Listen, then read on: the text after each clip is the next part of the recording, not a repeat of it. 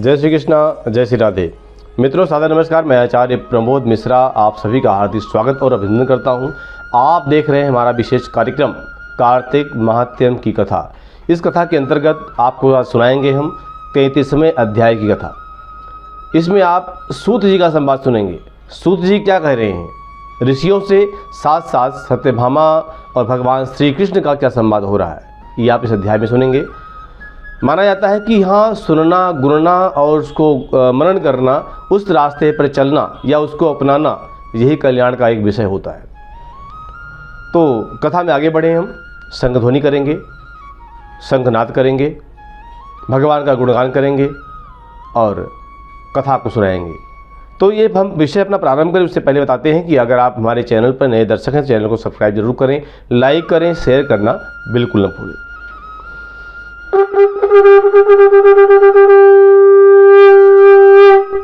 सत्यनारायण भगवान की जय, लक्ष्मी नारायण भगवान की जय, सतगुरुदेव भगवान की जय। तो मित्रों, यहाँ सूत जी कहते हैं कि इस प्रकार अपनी अत्यंत प्रिय सत्यभामा को यह कथा सुना करके भगवान श्री कृष्ण संध्योपासना करने लगे और संध्योपासना करने के लिए माता के घर में गए।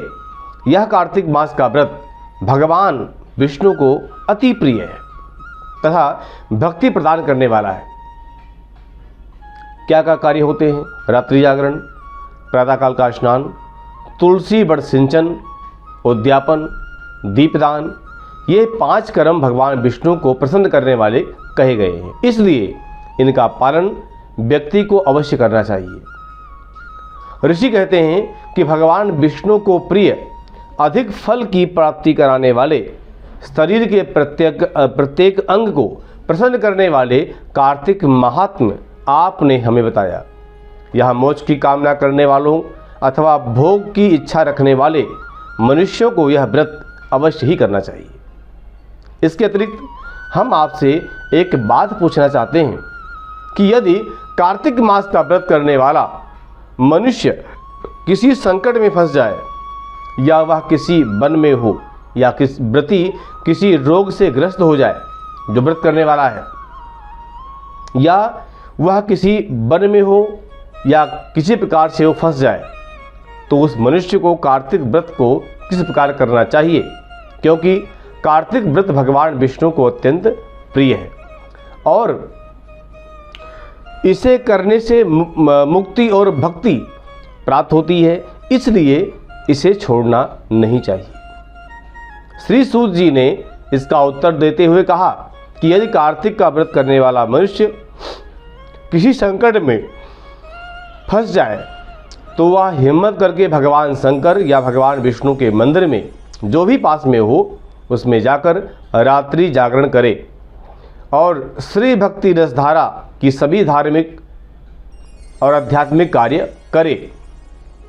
यदि व्रती घने वन में फंस जाए, तो फिर पीपल के वृक्ष के नीचे या तुलसी वन में जाकर जागरण करे।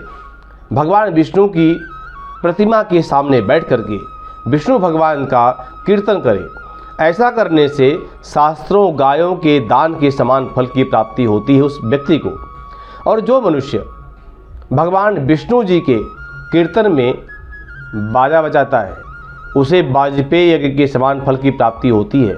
और हरि कीर्तन में नृत्य करने वाले मनुष्यों को सभी तीर्थों में स्नान करने का फल प्राप्त होता है। किसी संकट के समय या रोगी हो जाने के और जल न मिल पाने की स्थिति में केवल भगवान विष्णु के नाम मात्र से ही मार्जन कर लेना चाहिए, शुद्धि कर लेनी चाहिए। यदि उद्यापन न कर सकें, तो व्रत की पूर्ति के लिए केवल ब्राह्मणों के प्रसन्न होने के कारण भगवान विष्णु जी प्रसन्न हो जाते हैं, यानी ब्राह्मण भोजन दान आदि से ब्राह्मणों को प्रसन्न करना चाहिए। यदि मनुष्य दीपदान करने में असमर्थ हो, तो दूसरे की दीप की वायु आदि से भली भांति रक्षा करे। जो दूसरा का दीपक जल रहा है, उसकी रक्षा करने में भी आपको उतना फल मिलेगा। यदि तुलसी का पौधा समीप न हो, तो वैष्णव ब्राह्मण की ही पूजा करे, क्योंकि भगवान विष्णु सदैव अपने भक्तों के समीप रहते हैं। इन सब के न होने पर कार्तिक का व्रत करने वाला मनुष्य ब्राह्मण, गऊ, पीपल और वट वृक्ष की श्रद्धापूर्वक सेवा करे, पूजन करे। शौनक आदि ऋषि कहते हैं सूत जी से कि आपने गौ तथा ब्राह्मणों के समान पीपल और वट वृक्षों के बारे में बताया है और सभी वृक्षों में पीपल तथा वट वृक्ष को ही श्रेष्ठ बताया है आपने। इसका कारण बताइए। सूत जी कहते हैं कि भगवान विष्णु का और वट भगवान शंकर जी का स्वरूप है।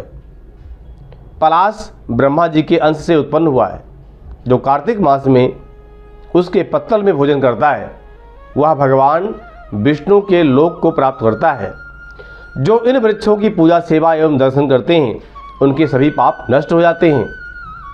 ऋषियों ने पूछा कि हे प्रभु, हम लोगों के मन में एक शंका है कि ब्रह्मा विष्णु और शंकर वृक्ष स्वरूप क्यों हुए? कृपया आप हमारी शंका का समाधान अवश्य कीजिए। सूत जी कहते हैं कि प्राचीन काल में भगवान शिव तथा माता पार्वती विहार कर रहे थे।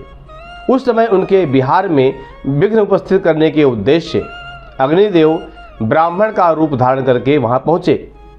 विहार के आनंद के वशीभूत हो जाने के कारण कुपित होकर माता पार्वती ने सभी देवताओं को श्राप दे दिया। माता पार्वती ने कहा कि हे देवताओं, विषय सुख से कीट पतंगे तक अनभिज्ञ नहीं है। आप लोगों ने देवता होकर भी उसमें विघ्न उपस्थित किया है, इसलिए आप सभी वृक्ष बन जाओ। ये माता का श्राप रहा। सूत जी कहते हैं कि इस प्रकार कुपित होकर पार्वती माता के श्राप के कारण समस्त देवता वृक्ष बन गए। यही कारण है कि भगवान विष्णु पीपल और शिव जी वट वृक्ष हो गए हैं। इसलिए भगवान विष्णु का शनि देव के साथ योग के कारण केवल शनिवार को ही पीपल को छूना चाहिए, अन्य किसी भी दिन पीपल को छूना नहीं चाहिए। लेकिन उसमें अलग अलग कथाएं हैं, अलग अलग और भी है। ग्रह शांति के लिए करना है या किस लिए करना है ये भी देखना होता है। तो मित्रों, यह कथा यहीं समाप्त होती है। अगले अध्याय कथा आप अगले अध्याय में सुनेंगे। तब तक के लिए मुझे आज्ञा दें। बहुत बहुत धन्यवाद। सादर नमस्कार। जय श्री कृष्णा, जय श्री राधे।